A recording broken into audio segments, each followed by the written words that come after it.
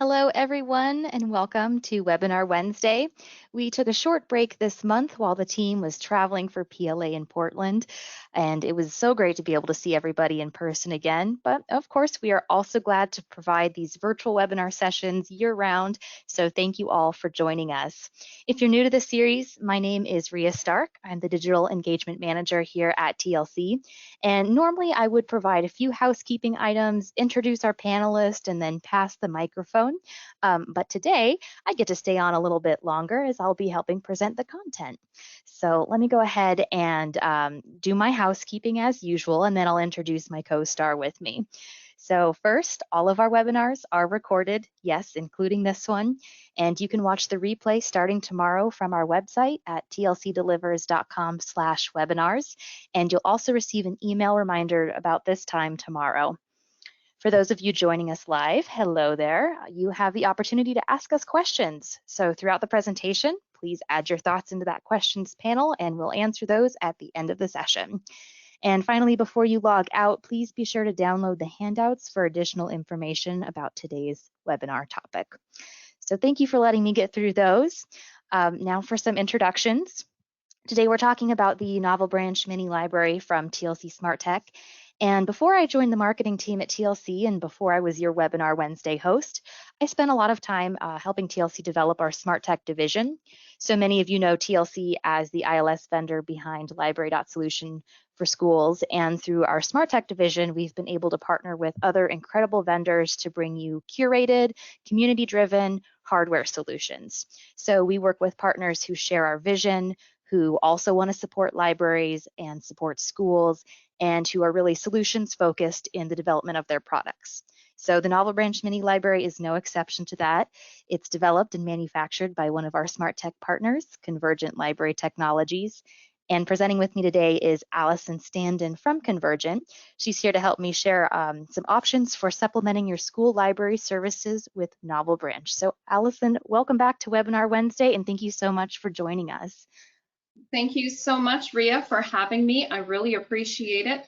For those who may not be familiar with me, I normally call Canada home, so you'd find me north of the border most of the time, hence why our partnership with TLC is so valuable to us, as they are able to represent the NovelBranch product south of the border. My background is libraries. I graduated from the University of Western Ontario with my MLS back in the late 90s. We'll forget about how many years that is ago.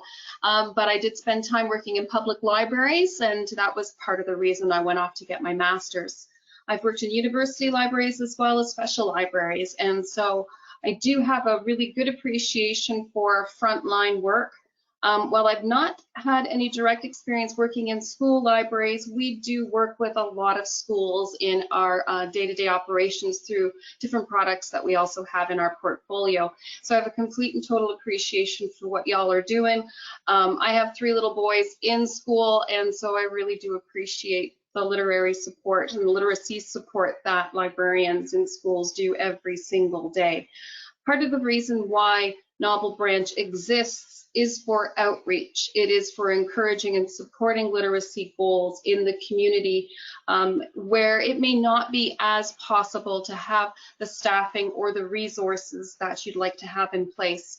And so that is how the NovelBranch product came about, was making sure that there's always a way to try and get books in the hands of kids or other members of the community, depending on where somebody places it. But in the context of a school, it is to supplement and support your goals as well, however they can be accomplished. So really happy to be here today and bring whatever expertise I can to our discussions. Oh, absolutely. Thanks, Allison. It's been really great working with Convergent over the years to bring NovelBranch into our libraries and hopefully more into our schools as well. So for those of you who have not seen the NovelBranch before, it is an RFID equipped cabinet. It allows your students to check out and check in items all in one super easy transaction, and Allison will be demoing that a little bit later and talk through the process. It is self-contained. It opens with their student ID card and provides that natural, browsable experience of a real library all in one self-service kiosk. So the way that we talk about the NovelBranch has changed a bit from before the pandemic to now, but there are still a lot of commonalities. So before the pandemic and before the widespread school closures, we talked about NovelBranch as a tool to help fulfill a lot of community goals. So within your school districts, your community being your students, your teachers, your librarians, but bringing them together and encouraging that social interaction around the machine and with the collections within.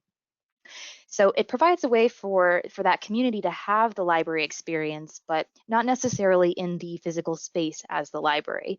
So it allows schools to engage your students, engage your school community, and especially where they are and where those services are needed most. So maybe that's the cafeteria, or maybe it's the front office, or after school centers, or maybe even your computer labs, maker spaces, wherever that may be around your school. Being able to add the NovelBranch extends that library just a little bit further. So you could even place it maybe outside the actual school library for days when the library is not open or the hours are varying to provide additional access for students who are in the building but can't get into the library. If they're looking for materials maybe outside their designated library time, say you already have a class full of kiddos in the library, the NovelBranch can help supplement that as well and provide that opportunity for students to still receive materials. And then also based on the collection within the NovelBranch, so whatever types of items you choose to include, that can also encourage things like extending literacy goals by providing a variety of materials and making them easily accessible in those high traffic locations. So items can support your standard learning, where you might typically pull items to support a classroom project. These could be stored in the NovelBranch. It can also support alternate methods of learning. So imagine walking out of gym class and being able to pick up a book all about cardio, or maybe seeing the full muscular system in a book, or being able to read about why asthma might make certain exercises more challenging. So combining that with the class you just took provides those additional resources that can really push that learning further and substantiate it a lot more. So this works with any kind of curriculum, and Makerspace, encourages play and discovery. So if you install the NovelBranch by your technology classrooms, it could also include books on science projects or breadboards and circuitry. You could even include a few circulating maker kits for students to take home and explore further, right outside the classroom, so they can just check it out and they're good to go. So now all of that does still apply, and yet living in this pandemic world, we do have a few more considerations when talking about the NovelBranch. So especially as we think about how school library services have changed over the last 2.5 years, we're definitely more cognizant of contactless services, social distancing, and even still some libraries are continuing to quarantine materials as they come back. So the NovelBranch holds a place in that conversation and continues to be a supplemental library service in that same vein. So for one, it provides a controlled access to a high demand collection, not as a way to limit access, but as a way to ensure that materials have been properly sanitized before being made available. You have more visibility over who's accessing the materials and as a way to curate what materials the students might want access to. So your library staff are still able to provide a form of contactless reader's advisory just by highlighting certain areas of the collection. Now, if your library now has alternate service hours or alternate times, especially where some classes have to go to the library less frequently, in order to encourage good social distancing, maybe they're not able to go to the library as often and have fewer classes in that space at the same time. Well, the NovelBranch allows students that continue to access even beyond the physical space and outside of those new hours. So it minimizes the person-to-person contact within the physical library. It's still very engaging as a machine, and they're able to open and close it all by themselves. So one person operation, and minimizing that face-to-face interaction just for a safer experience. If you're thinking about where you might place this, it definitely complements school buildings with a high student volume, as well as buildings with maybe a minimized on-site staff time. A couple of other ways to use it is for holds pickup. So this is an option in the photo on screen where a library used a brown bag system to identify holds. The student can easily see part of their name, part of their student ID, grab the bag, and it's checked out. Super identifiable, but also secure. You can also do things like grab and go kits. So they just open the door, take away a project, further their learning, any sort of curated teacher resources. So if the librarian is working to pull together a lot of items specific for a classroom project, the students can still check them out on their own card for those research projects just through the NovelBranch. So whether your school's thinking about extending services or if you're concerned about increasing those contactless and self-service options, the NovelBranch can do both. It's also really great to promote the library in general. Your students know that that they have a full library of resources. You can market other library services that are available. So we've seen libraries will put bookmarks that have information about ebooks, downloadable resources, databases, events that are taking place. So any sort of library marketing that you're doing, this provides an extra place for you to do that as well. You can also highlight the different collections that you have. I had one librarian tell me she wanted to decorate it with anime characters and fill it with their manga books and graphic novels. Others have thought about using it for classroom sets of textbooks, maybe during study hall. So if you have limited access to certain things, this would be a great place to put those. Possibilities are really endless based on what your library staff wants to be able to offer to your students. But most importantly, I think you'll find that the NovelBranch is a great way to turn those casual library visitors, the ones who are required to go during library time, into more regular library users every time they visit the cafeteria or when they're waiting to be picked up after school. Just the easy accessibility of it, and especially those critical resources, it's going to keep them engaged and using the library well beyond their scheduled library time. So how does, so I'm going to turn this over to Allison to talk more about the customization options and then to talk through how it works as well. Thanks, Rhia. All right, so the NovelBranch unit that you're seeing in the pictures here, that's actually a white unit as its base, and Richmond Public Library worked with a local graphics company to do a full wrap on this particular unit and the other unit that they have as well. This one is located within a community center. As you can see by the picture, it's a wonderful open space. Clearly, NovelBranch is branded for their colors. You can tell with the little stools beside it that it all fits in beautifully. So this is just an example of, you can dress it up to match your brand. We can also include additional features on the units depending on your type of card. So while in this particular case it's a regular barcode, which is perfectly fine, we have other organizations, different schools that will use more of an RFID sort of smart card technology. So it's like a tap card technology, so we can custom integrate brackets to facilitate those readers. So it really doesn't matter too much what you might use for some type of ID. Users can also enter ID directly onto the screen as well. So if you're not carrying an extra card with you, which isn't so common in the younger years, then certainly they can use the screen as well. So a number of different options there. Maybe we can skip to the next screen. There we go. So it is super simple to use. While it is high tech on the inside, we are using RFID technology, so the shelves are all enabled to be able to sense the presence of RFID tags. To the end user, it is as simple as presenting their card to be scanned or entering their ID, which is then authenticated against your library management system. Whether you use TLC or whether you're joining us and are users of other ILS systems, we use the SIP2 protocol typically. So that's the most common protocol for verifying the ID. So it's verified in real time. If the student is considered to be a member of the library management system and they're in good standing, then the door can open and they can browse the shelves, take books off the shelf, put some back if they're not interested in them after they check the look and feel of them, take out what they like, close the door, and the system then will run a transaction to note that it'll first check for what's missing off the shelves. So it does a quick check, and then it'll run a transaction against the library management system to do a checkout. If they also want to return items at the same time or later, it is the same process.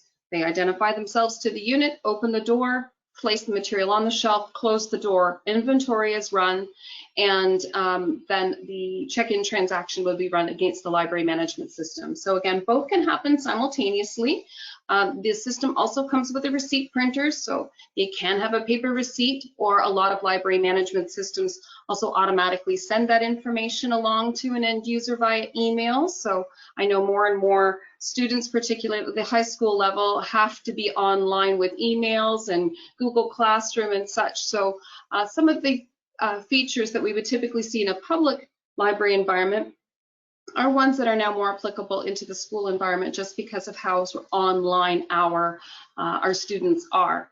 But certainly on screen, they'll also be able to see the date due information too. So again, very simple process of identifying yourself, door unlocks, open it, look at the shelves, see what you'd like to borrow or return, shut the door, and the transaction happens. So there really isn't many steps involved. So really any level of user can use the system.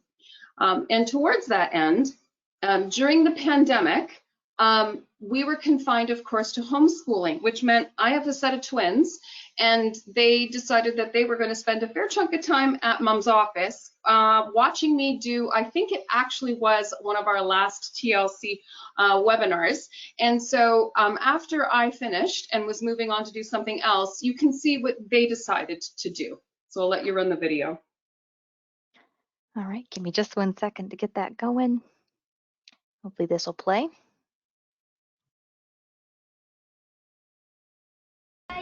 I'm going to put this inside this. Okay.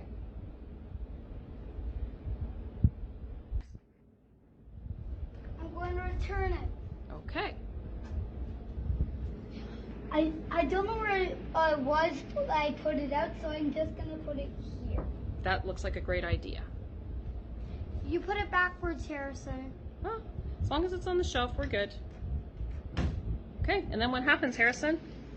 You have to wait, first yes, and then they give you a receipt back. Yep. That tells us what we returned, right? Yeah. Hi guys, I'm going to return this book. So this is my card I'm going to put in here. So I don't really know where it goes anyways. So I think I'm gonna put it right where my brother Harrison put it. And do you want to take out a Franklin book while we're here? Oh yeah, I would love to. Perfect. See, that's what Nathaniel does. All right. We're going to take all the Franklins. They're good. That's true. Okay, we're all done? Good. That's really good. And then what happens here? I have to select yes. And that gives us what? A receipt. A receipt. Oh. Good catch. How come he got two? Hi, because he's lucky. He did two things.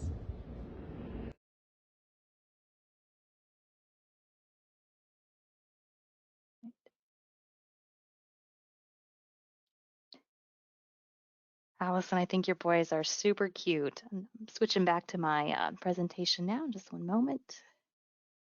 Well, they get very excited, and we have some novel branches local to us as well, so they're like the little experts when we go.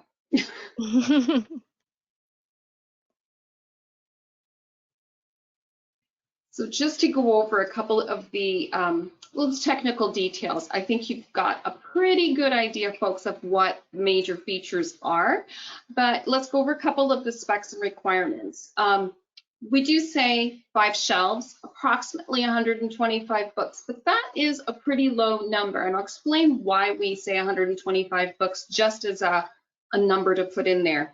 Standard shelf measurements, when you're trying to figure out if you were ordering shelf, let's say for your library, would use kind of the 1 inch per book model. So based on the kind of 1 inch per book concept with these shelves, you'd be looking at roughly 125 books. The reality is it's really dependent on the width of the material that goes in the unit. So with children's material, oh, you could exceed, easily 175 items or more, depending again on the size. So just take that with a grain of salt. It's just a guideline.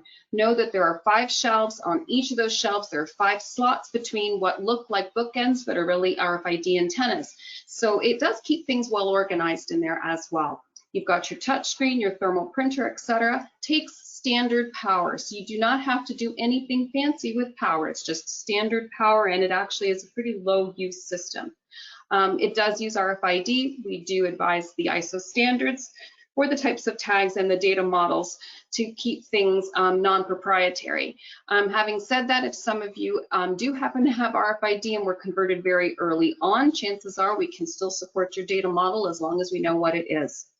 Network connectivity, straightforward TCP/IP. So the network is necessary so that the NovelBranch unit can connect across the network to your library management system, which it's going to do via SIP or SIP2 preferably. As you saw, checkout, check-in can happen simultaneously. It can provide receipts. You do need some form of login to the system. The unit will also issue email notifications to give you an idea if there's a low number of books on the shelves. You determine what that minimum low number is, let's say 50, for example, and it'll also give you an idea if you've got a lot of books on the shelves, and you can define that maximum number too. And it'll give you other types of notifications as well if it's had problems reading a tag, or if a circulation transaction failed, so that you've got an audit trail that you can use to then make changes if need be to your library management system's transactions. All the ILS interaction is in real time, so this isn't some offline system. It functions much like a self-check, or even like just a regular staff circulation station would. It is all in real time doing those functions. So we did talk through a number of ways that you can implement the NovelBranch in and around your school. One of the biggest benefits for students is that it does encourage that natural browsing experience. It's super intuitive and super easy. As we saw Allison's boys who were able to just scan their ID, it opened. They didn't know where they wanted to put the books, but it didn't matter. They made them back on the shelf and they were able to check out in the same smooth transaction. So very intuitive, and it feels like using a real library. We'll show you a couple examples of some other machines in a moment, but I want you to keep that idea in mind. If you can actually touch it, you can feel the books, read the back covers if you want to, and it's just a very simple process. Some of the benefits on the staff side is that it's very self-service oriented. So just by the fact that students are restocking their own materials as they check them in means the machine stays stocked. It requires little staff time to be able to make sure that items are returned to the kiosk. There's also plenty of remote management tools to view reports and statistics and even receive alerts. So when your inventory is either too full or too low based on library determined parameters, you can get notifications for that as well. And just physically speaking, there's really a minimal impact to the infrastructure. It requires a standard plug, standard outlet, and just a couple of screws on the back to secure it to a wall. Best of all, it's also extremely reasonably cost, especially compared to some of the other units and some of the ones we'll show you in a second. And it can be paid for under a number of different grants. We've seen a lot of libraries have success finding ways to fund the NovelBranch.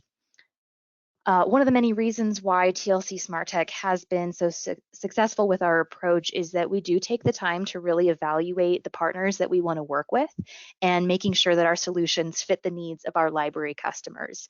So one of the ways we do that is by comparing those products side by side and really choosing to promote the solution that makes the most sense, whether it's based on the feedback from our customers, feedback from other libraries, based on the cost, based on the quality. So I do just want to talk through a couple of the competing models just for a moment. You may have seen this book vending model available. I've seen a lot of chatter about this on social media with the book vending machines and being able to offer this for students who maybe receive a reward of some kind, get to go take a trip to the book vending machine. And everyone in this market's looking for that increased library service and encouraging that literacy and making it fun. But when we look at this model kind of compared to the NovelBranch, you really don't get that same tangible feel with these types of book dispensers. You can't pick it up. You can't read the back cover. You can't flip through it, see if the words are too big or if it's at the right level. You don't get to do that before you make the decision. There's also a lot of low visibility. So this one has a lot of the books facing out, but you don't really see what books are behind it. And maybe that doesn't matter so much for, Allison's kiddo who wanted to get all of the Franklin books. But there's still that level of having to get them one at a time. So even if you see the next book and you're like, oh, I want that one too, it still takes a little bit of time in order to get that next book rather than pulling them all off the shelf all at one time. And then the other thing to consider is this requires a lot of staff time to reload the machines. Your students aren't returning them back into the machine, they're probably returning them to a book drop. And while you could do that with the NovelBranch as well, especially if you're trying to quarantine materials, it doesn't really have that nature to be able to restock on its own. It does require staff time. The other model that we see a lot of times more in the public library space is this monolithic model, very similar to a large red box where you're looking at a screen and you're selecting the options that you want to choose from. This takes up a large footprint, and this isn't always the case that in schools that we have a large amount of space to be able to install a machine this big. And it also has some of the other similarities to the book vending machine where you can't see the books. You can't touch them and feel them and flip through them before you make your decision. And it also does require that staff time to be able to add them back into the machine. So that's one of the many reasons why TLC Smart Tech has chosen Convergent's NovelBranch as our mini library. We very much enjoy the fact that it's that natural browsable experience, and we've heard so many great things from our libraries who are using it.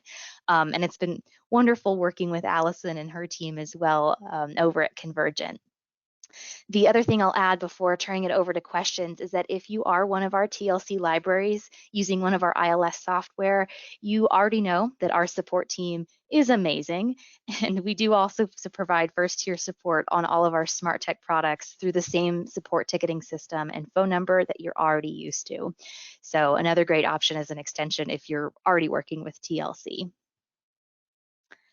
So with that, I do want to open it up for questions. If anybody has something that they would like to ask of myself or of Allison about the NovelBranch, please go ahead and add those into the questions panel.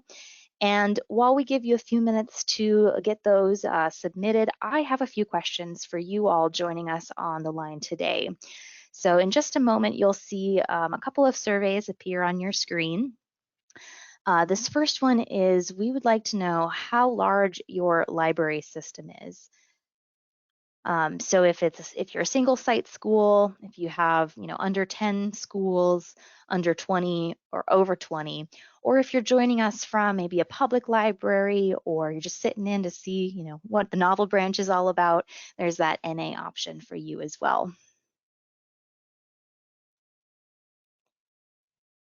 So we'll give you a moment to fill that out. And then I see a couple of questions coming in. We'll get that in just a second.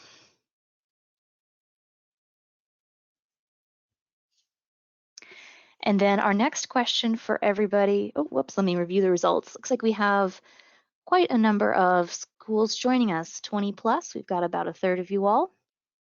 Good to see that. The next survey we have, we're just wondering who in your school system is the one that makes the purchasing decisions for large library technology. So we've heard from a few different organizations that maybe it's the school or the district IT that's making the decisions, or the library specific teams, or perhaps you have district coordinators, especially those with those 20 plus school systems. I imagine you have a team of experts making that call. Or is it different at every school? Do you all have different systems you go through?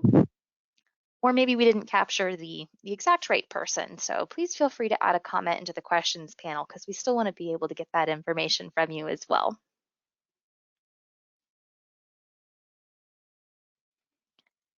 All right. I'll give that another moment for you all to be able to answer that poll question.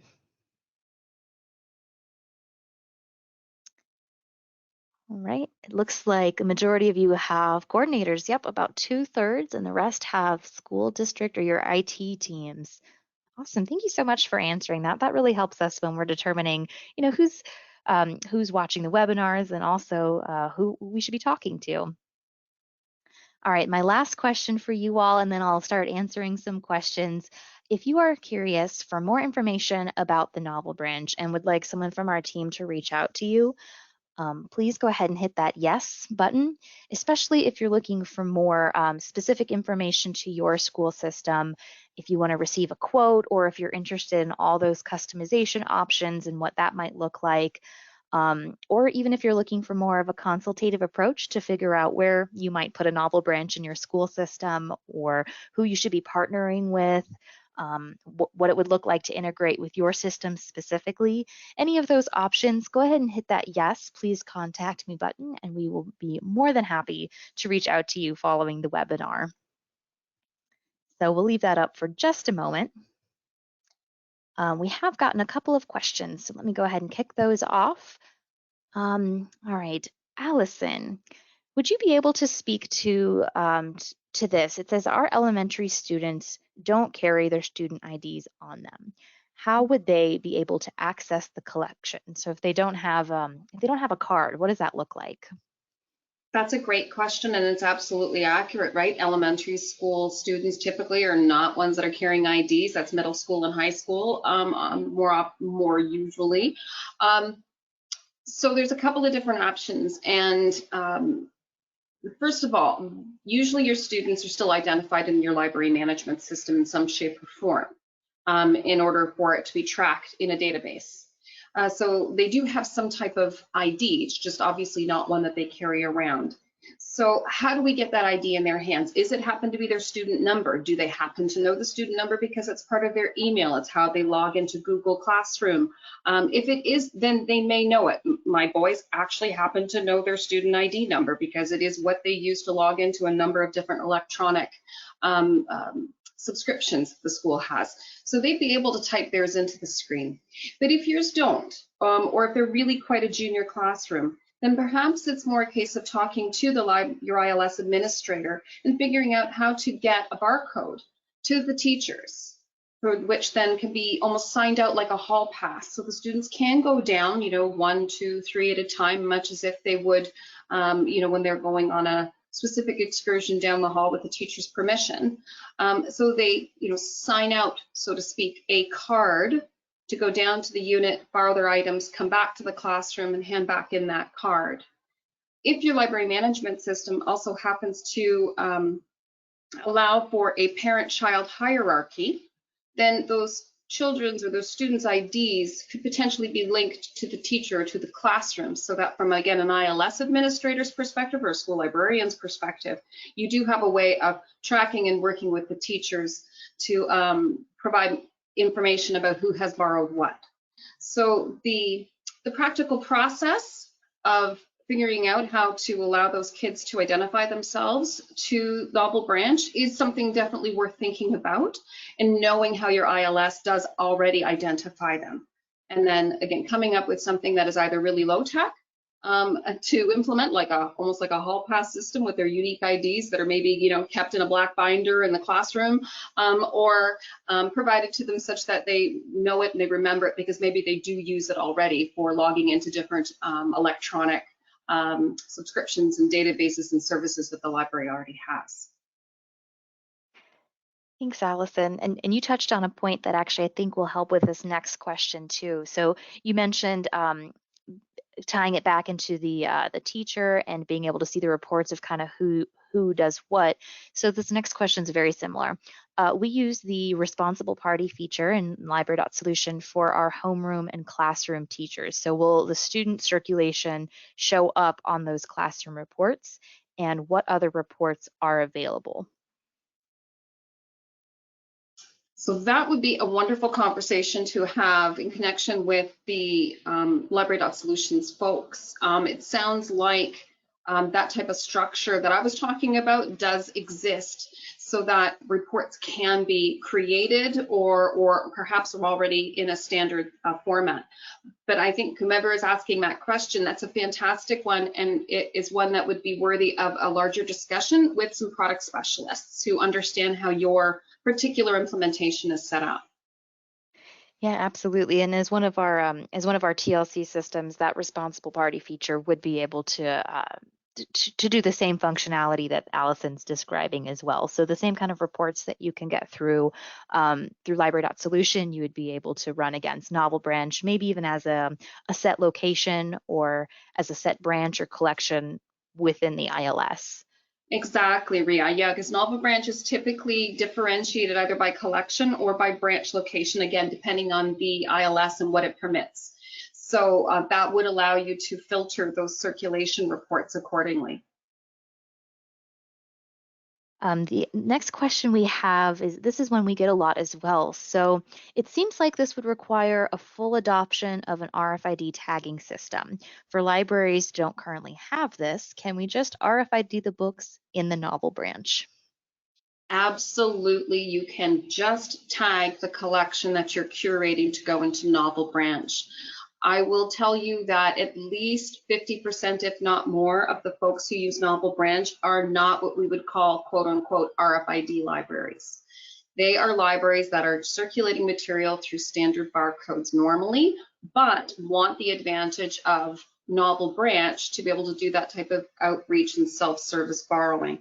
So we have an RFID starter kit that TLC can provide as part of the package that goes with NovelBranch. It includes software, it includes an RFID reader, so hardware, and tags to help you RFID tag those unique items you're putting into NovelBranch. It comes with 2,000 book tags to start with, which is probably more than enough to refresh your collection 10 times over. And it is meant for a staff workstation. It's a very simple process of reading the barcode ID and then having it encoded in the RFID tag. So it's not a difficult process. We walk you through it. We also give you some best practice guidance on how to apply the RFID tags, because there are some differing ways that you might apply a tag depending on the size of the material, height, width, etc., to ensure that it's read as easily as possible by NovelBranch. So we would walk you through all of that. But no, you're not alone. Absolutely, 100%. There are many, many libraries that do not have RFID, but this gives them an opportunity to see what it's about in a very discrete niche application of it. And it's easy. It's not hard. Yeah, I'll add on to that as well that when you're thinking about like an opening day collection, for instance, we've had libraries who have thought about purchasing a collection specifically to use within the NovelBranch. And we've also had libraries who were able to just pull from their collection and get those specific books tagged and, you know, maybe add a shelf sticker or something to differentiate it so that it really does end up back in the NovelBranch. It ends up where it's supposed to go, and it's an easy process, especially also if you're just trying out RFID. Maybe you don't want to do a full scale implementation of it. To be able to see if it works well, you could use the NovelBranch as like I don't want to say a testing grounds, but it's definitely a way to get the foot in the door of RFID solutions.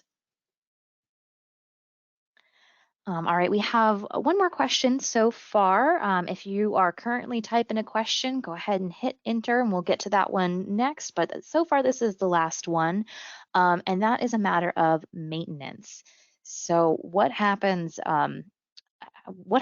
if something goes wrong is the best way to phrase that question.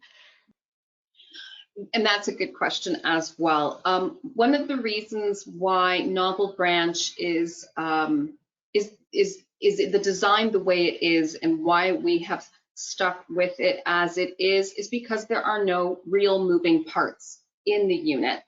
What does that mean? That translates into you don't need field service to be coming and fixing something because it simply does not break in terms of, you know, robotic arms or mechanisms that push out books. The pieces that move are hinges, barcodes, receipt printers, and locks. Those are all things that we can work with you remotely to help you adjust, tune up, readjust, align differently. It isn't that an entire component has to be replaced, but of course, if it did, there is a service level agreement in place.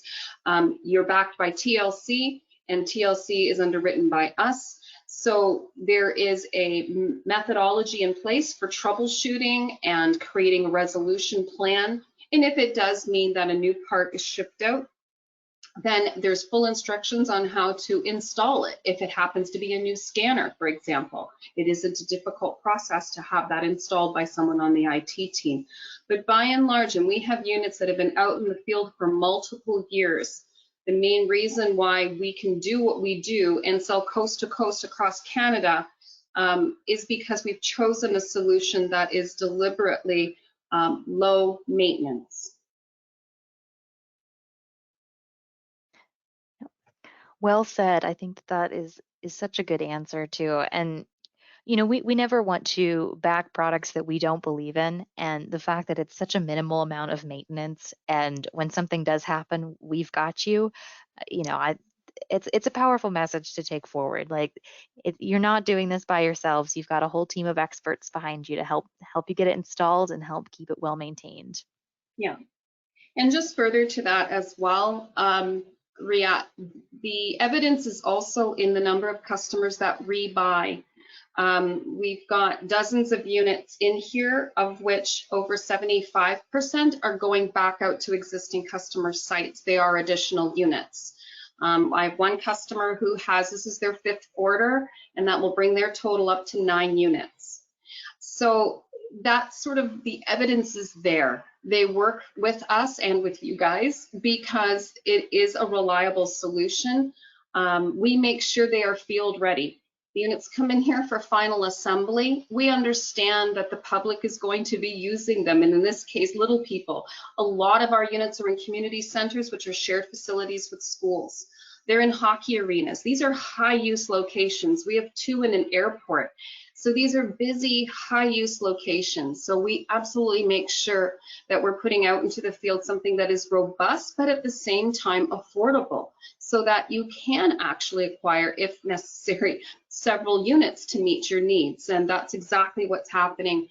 Certainly at the moment, our warehouse, as I said, is jam-packed with multiple units going back out to customers to help them expand their reach into different campuses or different parts of their community. Definitely. And so for those of you who are curious about finding more information about pricing, that does vary based on some of the customization options available. So if you didn't hit that yes button previously and you would like to find out more, go ahead and drop some information in the questions panel for us, and we'll be sure to get back to you. There is also a quote request form on our website at tlcsmarttech.shop. And if you get the reminder email tomorrow, you can also respond directly to that as well if you want more information, but missed the opportunity to say yes on that poll.